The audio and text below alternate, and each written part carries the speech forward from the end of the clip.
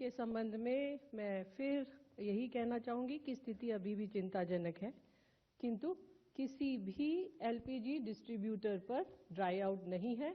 इसके अलावा LPG supplies cylinders की डिलीवरी सभी घरेलू उपभोक्ताओं के लिए पहले की तरह ही हो रही है।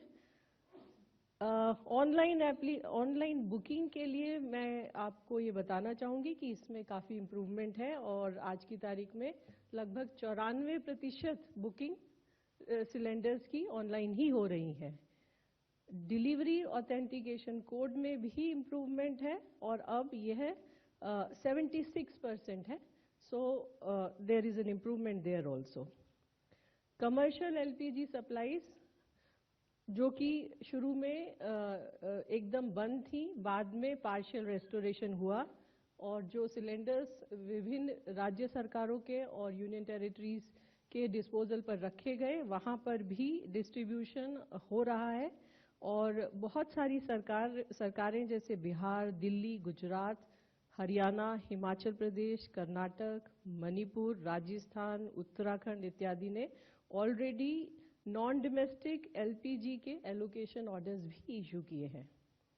केरोसिन, पेट्रोल और डीजल पर्याप्त मात्रा में उपलब्ध है।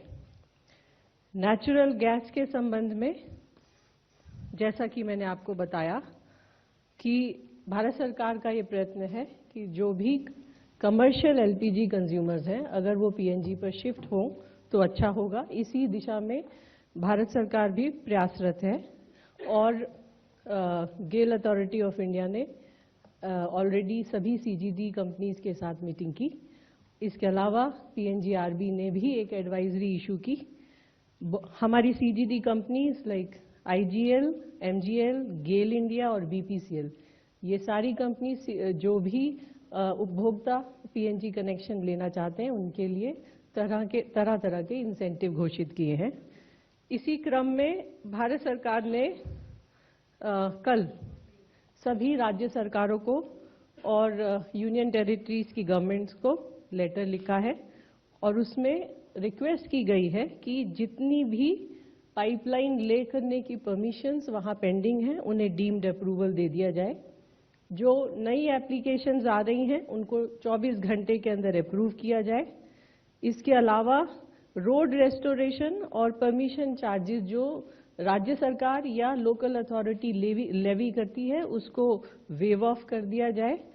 वर्किंग आवर और वर्किंग सीजन में रिलैक्सेशन दे दिए जाए और एक नोडल अधिकारी को भी नियुक्त किया जाए ताकि कोऑर्डिनेशन हो सके। और एनफोर्समेंट एक्शन के बारे में अब तक पिछले कुछ दिनों में लगभग 12,000 रेड हुई हैं, लगभग 15,000 सिलेंडर्स सीज हुए हैं।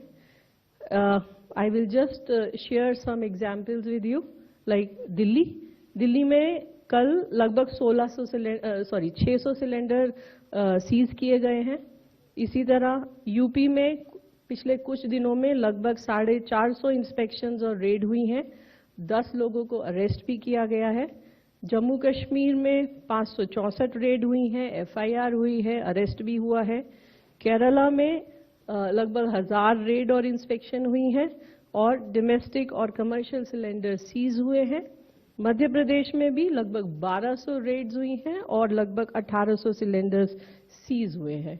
इसके अलावा हमारी ऑयल मार्केटिंग कंपनीज की जो इंस्पेक्शन टीम्स हैं वो भी एक्टिवेटेड है और लगभग 2500 रिटेल आउटलेट्स और एलपीजी डिस्ट्रीब्यूटरशिप्स पर सरप्राइज इंस्पेक्शन हुआ है।